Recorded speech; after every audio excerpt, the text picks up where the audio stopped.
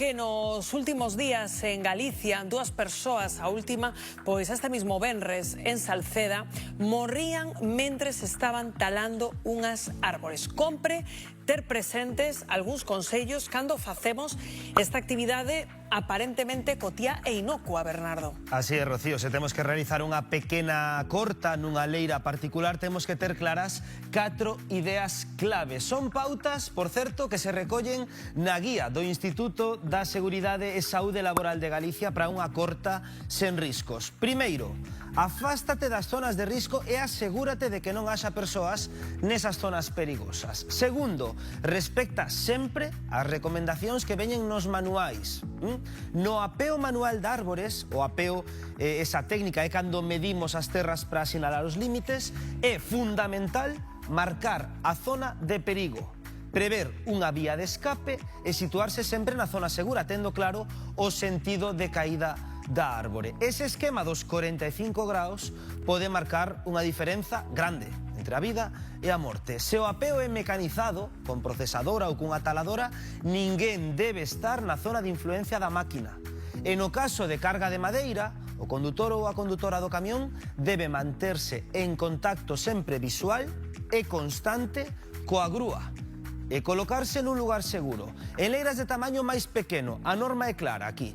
Só pode estar un motoserrista apeando, o resto sempre colocado nas zonas seguras. E se hai cabrestante ou arrastre con cable, por favor, coordinación continua e máquina parada antes de achegarse a ela. De acordo? Hoxe asistimos a unha clase práctica para talar unha árbore, unha tarefa que cobrou a vida efectivamente de 3 persoas en Galicia tan só no último mes. Por iso, a prevención sempre é a mellor ferramenta. Óscar. Bernardo, correcto, aquí estamos, espera que quito a pantalla porque hoxe, amigos, hoxe imos talar aquí un árbol para o termómetro. Xa de entrada vedes que a protección é máxima, que Vicente está armado ata os dentes con todo, anticortes. Vicente, se queremos talar esta árbore que temos aquí, que é o que temos que facer? Bueno, pois primeiro formarnos no uso da motosserra. Todos sabemos que a motosserra é unha máquina con as características que a fan potencialmente peligrosa. Unha vez que nos formamos e temos conocementos teóricos, prácticos, sobre todo prácticos da motosserra, temos que equiparnos cos EPIs adecuados, vale? As botas, o pantalón anticorte, o casco, os guantes, nunca traballar solos no monte, sempre temos que estar con alguén, vale? E despois aplicar as técnicas de traballo adecuadas na tala, vale?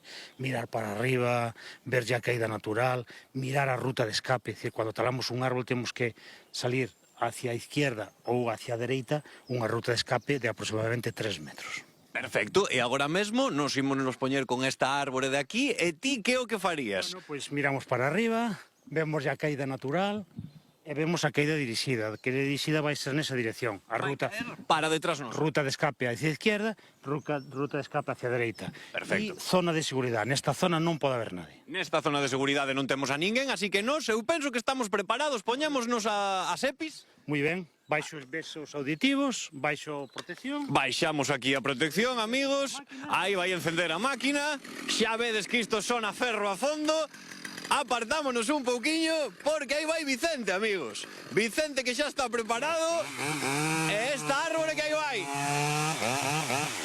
Escoitade como soa esa motosserra, amigos. Ese primeiro corte que lle fai primeiro Vicente. E aí estamos. Árbol vai, compañeiros.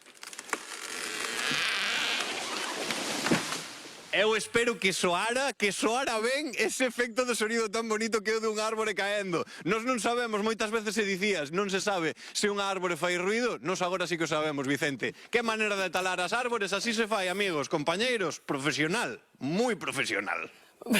Moi profesional, querido Óscar, pois aí teñen unha clase en directo e conselliños tamén. Teñanos moi en conta